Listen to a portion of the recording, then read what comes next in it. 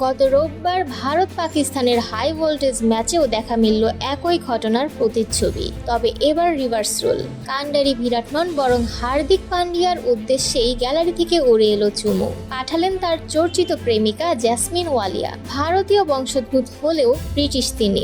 একাধিক প্রতিভার অধিকারী এই জেসমিন তার ক্যারিয়ারে ব্যাংকের চাকরি থেকে গান, ইউটিউব, ব্লগিং থেকে অভিনয় কোনো কিছুই বাদ রাখেননি। এমনকি বলিউডেও কাজ করেছেন। 2018 সালে প্রেক্ষাগৃহে মুক্তি পায় সোনুকে টিটু কি সুইটি নামের একটি হিন্দি ছবি। সেখানে বম ডিগি গানটি গেয়েছেন জেসমিন।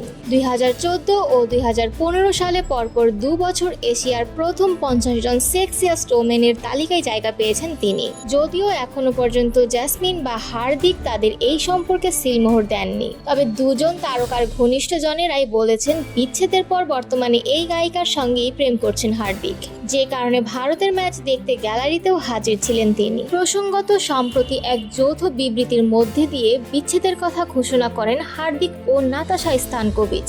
তাদের এক সন্তান রয়েছে, নাম অগস্টু। বিবৃতিতে তারা দুজনেই জানান ছেলের দায়িত্ব ভাগ করে নেবেন, দুজনেই বড় করে তুলবেন একরত্তি অগস্টুকে।